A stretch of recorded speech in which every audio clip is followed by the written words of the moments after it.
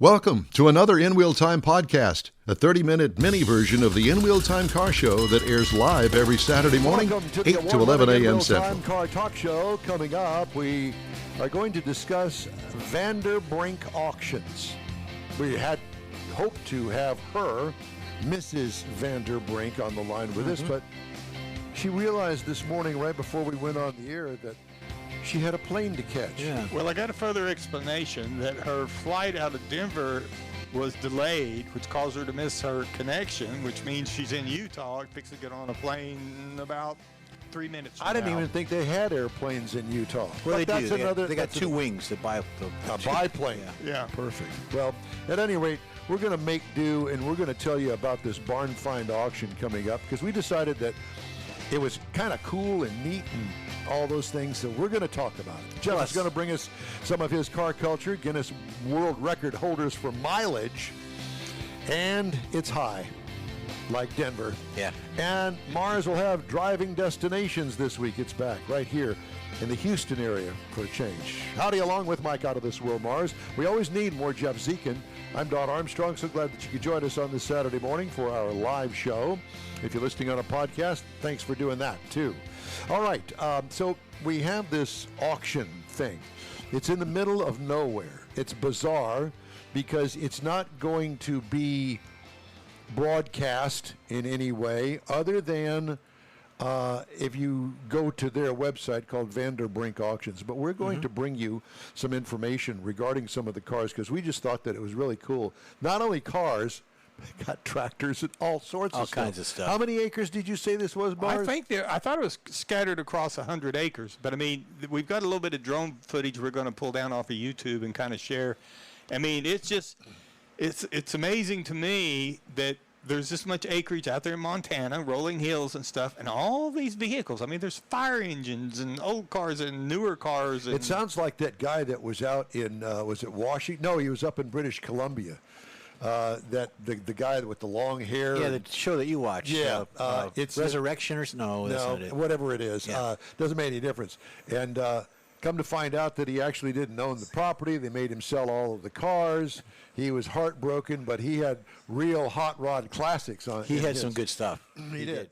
And so, what am I listening to down I'm not there? sure. Is it It's your your phone? It is. My God.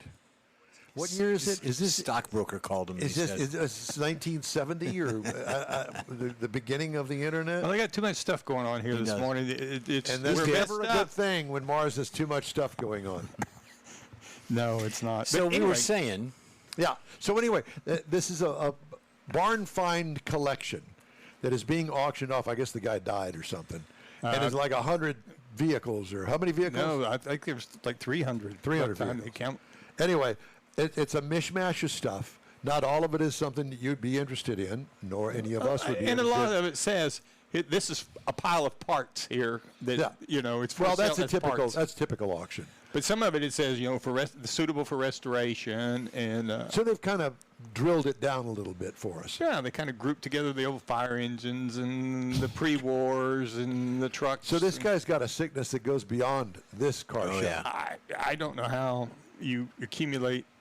And it's not like it all got drugged there for this auction because if you look at some of the pictures, there's grass growing up and yeah, stuff. it's like, been there a while. It's been there. Yeah. And I don't, down here, if you leave something out very long, it's going to rust. When you get closer to Galveston, plastic will rust on you. So it amazes me that Well, they've you got, would know about that. We don't. yeah, it amazes me that We live in the big city. Swimming pools, movie stars. In fact, we're going to the cement pond after this. Yeah. Did you ever see the cement pond, by the way? No. There are pictures of the actual studio. Yeah, it was a where they studio set cement up pond, yeah. the cement pond. Looked like it was outside, but no. It was on a soundstage in Soundstage. Hollywood. Yeah. And you go, that's the cement pond? Cement pond. That's it. Because you had to climb up basically to get on the stuff around the the raised pool. Yeah. floor so Yeah. you have the pool. Yeah. Yeah. Well, Anyway, so I'm ready to do this anytime that you guys are. So how do you want to start, I'll Mars? fire it This up. is your Well, deal. I'm sitting here trying to get caught up because I got distracted. Distracted, that's what it is. Distracted. So this is an auction that's called the Montana Barn Find Auction. And you can go to Vanderbrink, one word, VANDERBRINK auctions.com, and you can find the collection there. There are also videos and I guess stills over at YouTube. Yeah, you can find, there's a lot on YouTube. Yeah. She also does narrations of some of the things that she describes. We found one it's a short video. Let's pull it up and take a look at it. And it's about 2 There's minutes. some drone footage. This is video? Mm-hmm. Oh, there you go. All right. Well, there's a fire truck. Yeah. Well, look at that. It's one of those convertible fire it's trucks. It's a swivel, too. The swivel oh, yeah. ladder. And what they did, once they opened it up, since it's online, she said there's no cellular service out there because we were talking about trying to do it from there. So they couldn't. She said you can't even call 911 from there. Look at that. That's nice. That's an old Plymouth there. Plymouth wagon. So they've had this. You've been able to go out there and look at this for like 6 or 8 weeks that you can go out there and look around. And we're just now finding out about it. Right. Not that we were going to go look very much, but, that way you could do the online bidding on it since you can't do it from there. So I'm wondering if you could, I need that camper, but I don't need the truck. Can I buy just the camper and not the truck? No. Those are some of the things I kind of doubt that. Yeah. Look at those rollbacks. A lot of old rollbacks, little flatbeds.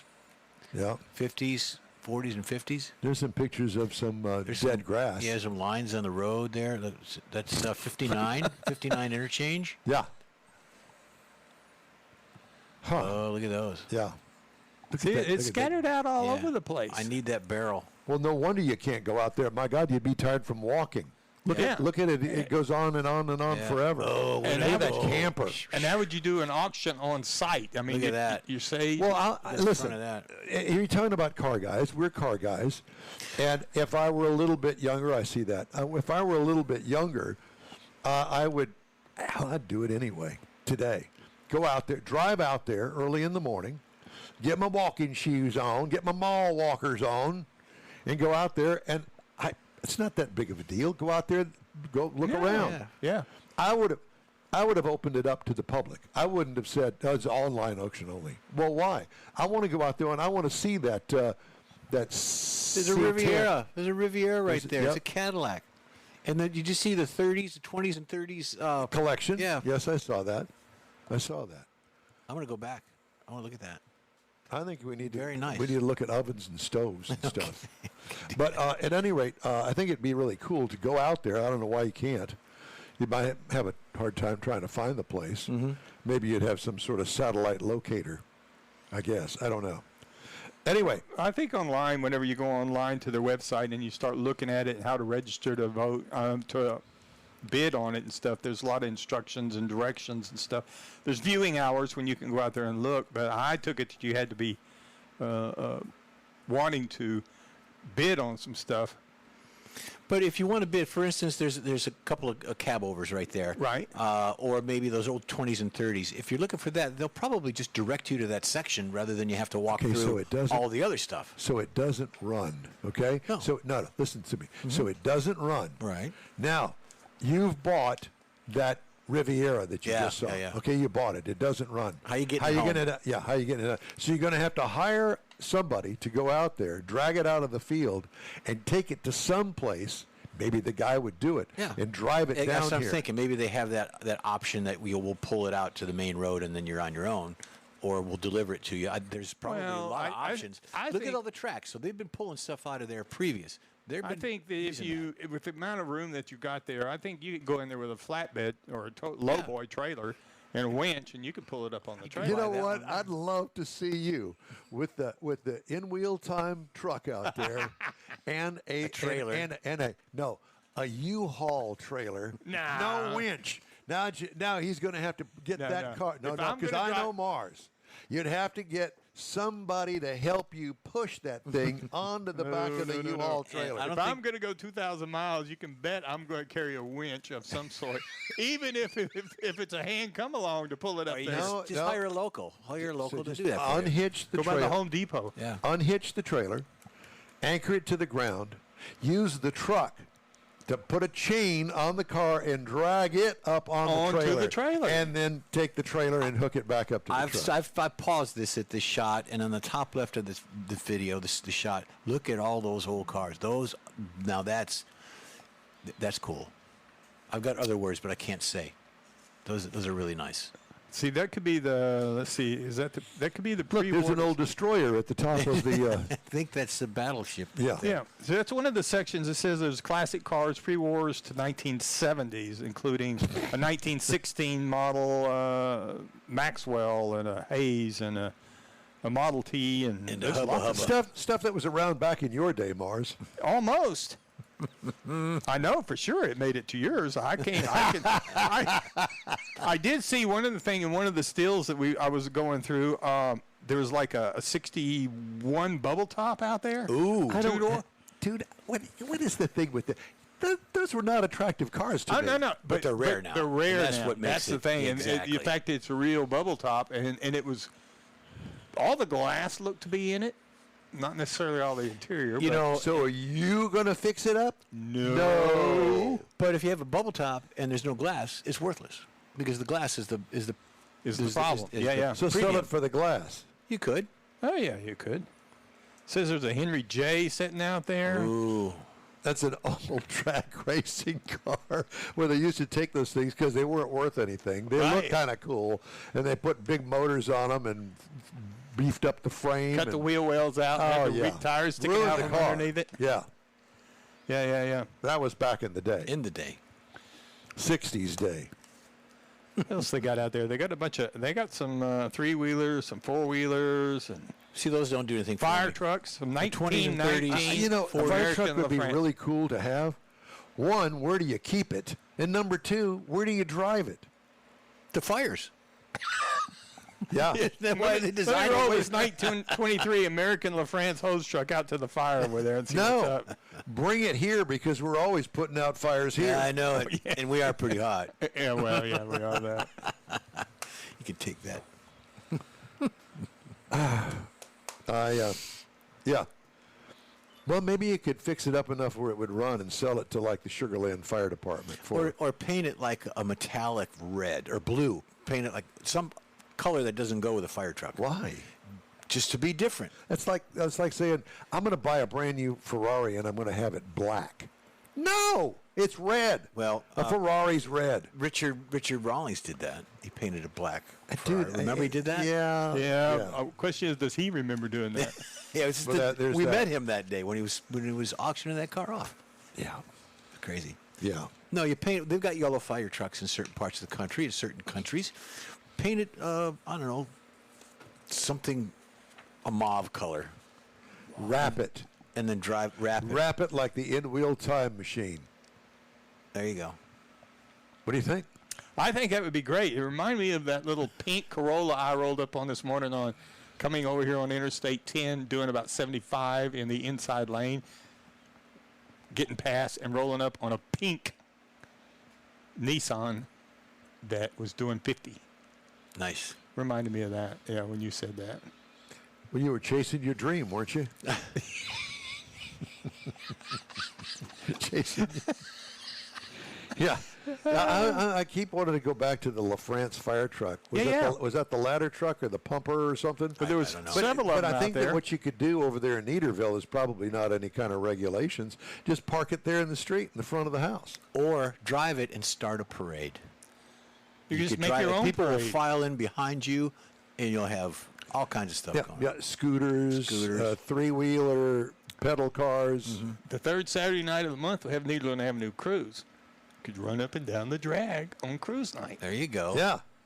Putting with your fire truck. You could dress and drag Here and drive comes it. Mars. I can see it. You could dress and drag and drive it. There you go. You know, here's the other idea I'm just having. Instead of going out to the barbecue cook-off like at the rodeo, have a big, massive tent and all the big money and all that stuff, make the truck the actual pit. Open up the middle of it, right? Put a big barbecue pit in the middle of it. Make it into one. And if it catches fire, you could put yourself out. Man, I'm telling you, ask us. We got it. I like that idea. That's right. And leave the hoses on it. So after you get done with it, you want to wash it down. Well, there not you go. only that, you could use them to spread the barbecue sauce. Oh yeah. Uh-huh. Or That would call be it- the red line hose. What would your name be? You'd The smaller diameter. You'd be Hoser's Grilling Team. And have a bunch of big old hoses out there. Hosers. Yeah, hosers. Then We could get, you could be from Canada if you did that. We could get Fireman Jack. Fireman Jack. He Yeah. would, yeah. We're going to get him to drive it. I don't know what he did at the fire department, but I'm sure that he knows how to drive a fire truck Yeah, particularly a 1918 LaFrance. without any power steering. Exactly. All right. Well, Well, before that, they were Well, horse driven. you know, we had trucks. a good time doing that. Yeah. Thank you for the auction. Yeah, and thank you for not showing up, Vanderbrink, because we had a good time without We you. need to send her a copy of this. Yeah, let's do that. Yeah. All right, just ahead. Jeff's car culture, high mileage record holders. Yeah.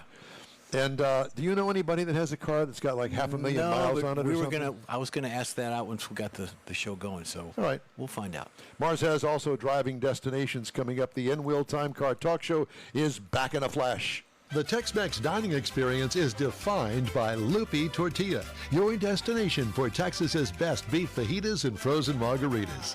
Since 1983, Lupi Tortilla has served authentic and time-tested recipes made with the freshest ingredients. Atmosphere is part of the award-winning experience at Lupi Tortilla, all developed in a little house near Highway 6 and I-10 in West Houston. Visit any of the Lupi Tortillas and you'll see the same attention to detail in each and every location. Start your Lupi experience with queso flameado and guacamole, along with a classic frozen margarita. Dine on famous Lupi beef and chicken fajitas, or pepper shrimp brochette, or a fish or vegetarian entree, and finish with a scrumptious flan for dessert. Find Lupi Tortilla in Houston, College Station, Beaumont, Austin, San Antonio, and Dallas-Fort Worth. There's a Texas location near you. The recipes are authentic and time-tested. The ingredients always fresh. Lupi Tortilla, he's pretty good. Apple or Android, In-Wheel Time podcast can be found everywhere, on the stream and through downloads. Whether you're on the road or at home and jonesing for a different kind of car talk show, give In-Wheel Time a try. Honest new car reviews, fun, informative interviews with real car people, weekly automotive news, features like Jeff's Car Culture and Mike's Driving Destinations, all on In-Wheel Time. Check us out on SiriusXM Podcasts, iHeartRadio, or while you're shopping on Amazon, through Amazon Music. InWheelTime.com has a list, and we know you love lists. All right, the In-Wheel Time Car Talk Show is back home in the Sugar Shack Studios, and we Don? hope you'll join. We have a request from San Antonio. A listener in San Antonio would like Yes. to know what that barbecue spreader on the fire truck hose sounded like again. He wasn't sure he caught that. There you go. There you go, John. All righty. Thank you, John. Phone lines are open too, by the way. If you'd like to comment about our sound effects, just go right ahead. We hope that you'll join us 10 to noon Central Time every Saturday for our live rendition about all things automotive. Thanks for being with us today. Time now for Jeff's Car Culture. All right, and here the we go. Guinness World Record holders. You've got high mileage on you, so you should be right in here, Don. Thank you. Many I of do. these cars. Well, go ahead. No, you got to get it up on the screen. I thought I did. There you go. You did. Okay. Now, Many of these cars never see 100,000 miles on the odometer. There are owners like the ones that in these lists, owners who keep their cars far beyond manufacturer's predicted lifespans, whether out of necessity or just pure love for the vehicle. This first one is a 1964 Porsche 356C. Last known mileage on this is 1 million miles. How about that? Gary Newmark received this 1964 Porsche as a graduation present from his father in the mid-'60s. Now, over 50 years later, this gentleman drives it daily. It's a blue one, and he's nicknamed it Blue. In 2013, the odometer showed 980,000 miles, and as the story goes, he was about to have all the media cover the rollover to a million. Along with a stroke. Right, but the car got stolen. So he figured that those plans are dashed. They found the car down the street because they couldn't properly hotwire it, those villains. So luckily he found it, and he did roll it over, and you can see the actual rollover of the car hitting 1 million miles on YouTube. So go ahead. Not literally rolled over. No, roll over the mileage Gotcha. of the odometer. Right. The next one is the 1983 Lincoln Town Car, 1.3 million miles. If you're going to travel 1.3 million miles, Let's do it in that. it's best to do something with a pair of bench seats molded after your grandmother's most comfortable couch. The owner of the Lincoln Town car drove it across the country on many occasions. He squeezed out 22 miles a gallon on the massive V8 the whole time. He maintained it at a Lincoln dealership for its entire life. Never broke down once, he claims.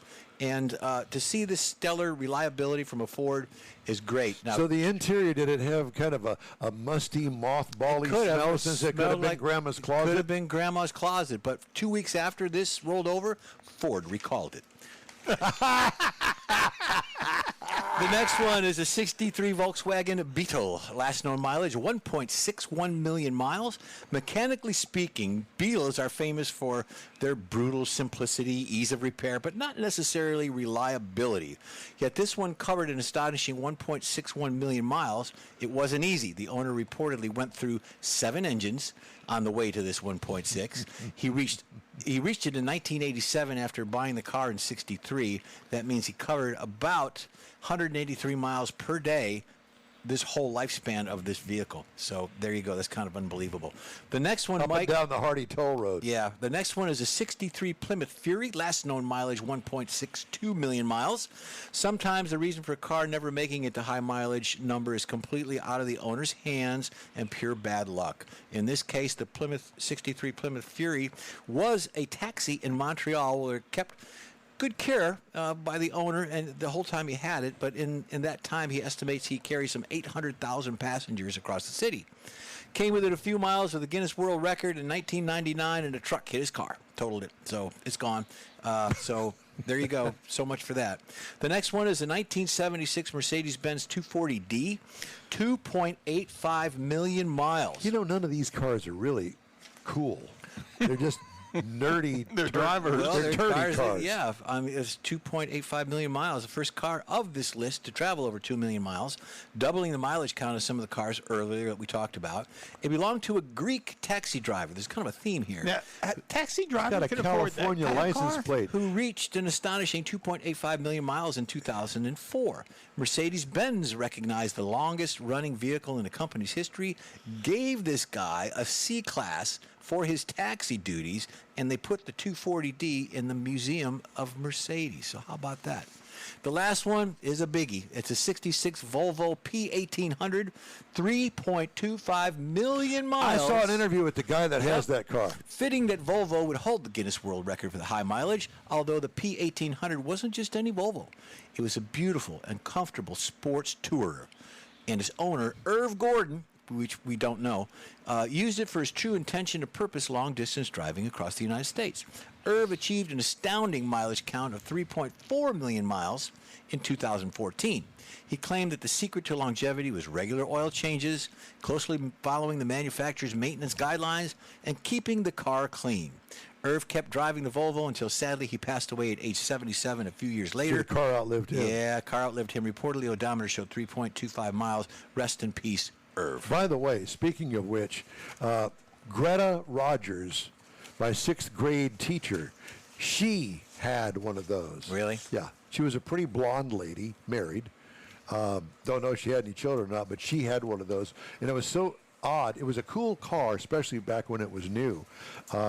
It was a very cool car. Nobody else. I never knew anybody that had one other than her. Right. So apparently, she or her husband were into cool cars. Yeah, was it red?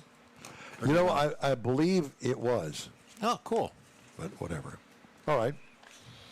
Mr. Mars has this week's driving destinations.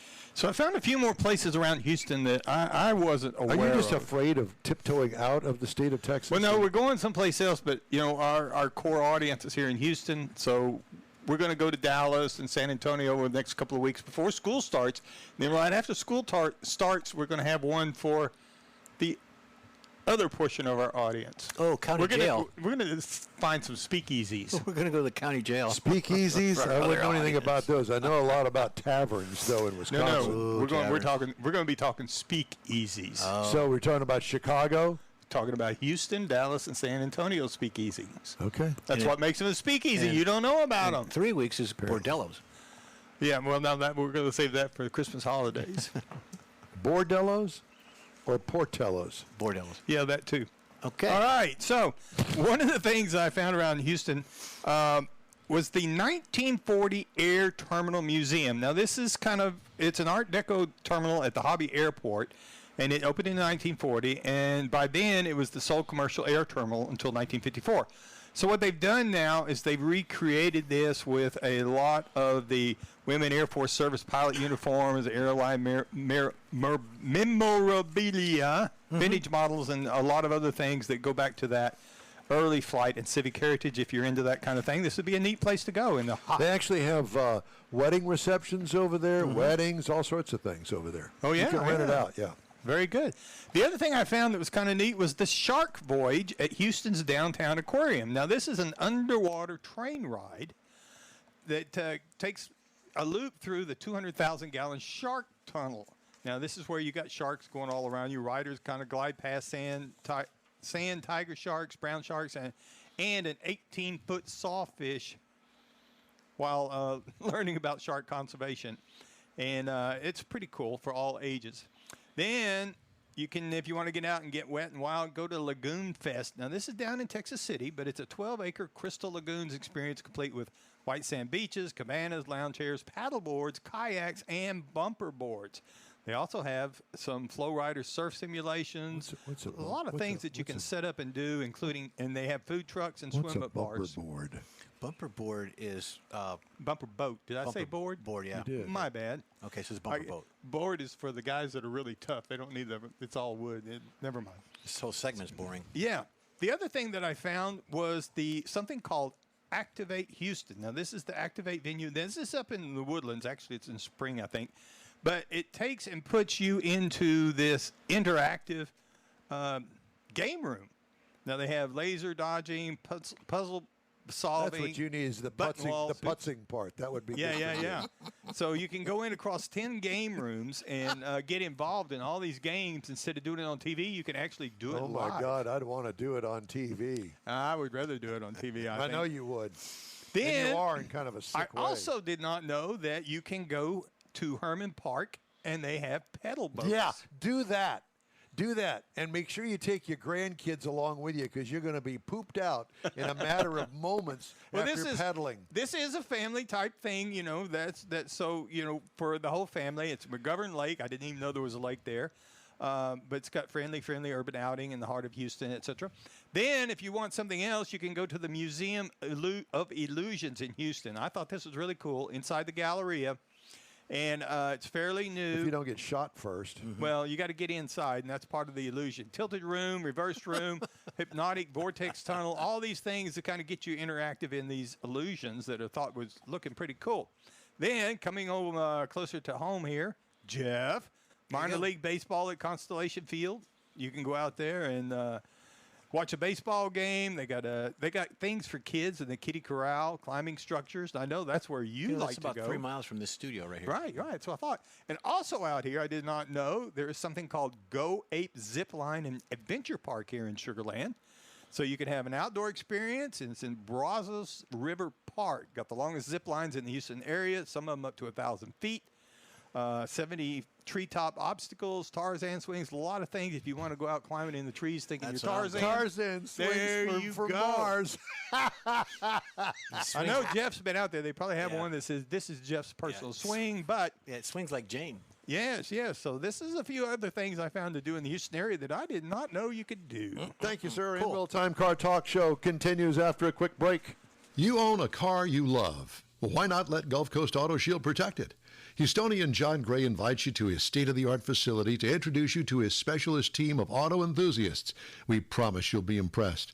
Whether you're looking to massage your original paint to a like-new appearance, apply a ceramic coating, install a paint protection film, nano-ceramic window tint, or new windshield protection called ExoShield, Gulf Coast Auto Shield is where Houston's car people go. Curbed your wheels? Instead of buying new, why not have them repaired? How about a professionally installed radar detector? Gulf Coast Auto Shield does that too. Get a peek inside the shop and look at the services offered by getting online and heading to gcautoshield.com. Better yet, stop by their facility at 11275 South Sam Houston Tollway, just south of the Southwest Freeway, and get a personal tour. Gulf Coast Auto Shield is your place to go for all things exterior. Call them today, 832-930-5655 or gcautoshield.com. The award-winning In Wheel Time Car Talk Show now reaches 5.3 million folks each year. Check us out on InWheelTime.com, the Odyssey Radio app, YouTube, Facebook, and just about every other entertainment source out there, including our live broadcast every Saturday, 10 to noon Central Time. The In Wheel Time Car Talk Show has informative automotive guest interviews, new car reviews, along with popular features including Jeff's Car Culture, the latest new cars, cruise-ins, and racing dates. It's InWheelTime.com. Join us. That's it for this podcast episode of the In Wheel Time Car Show. I'm Don Armstrong, inviting you to join us for our live show every Saturday morning on Facebook, YouTube, Twitch, and our InWheelTime.com website. Podcasts are available on Apple Podcasts, Spotify, Stitcher, iHeart Podcast, Podcast Addict, TuneIn, Pandora, and Amazon Music. Keep listening, and we'll see you soon.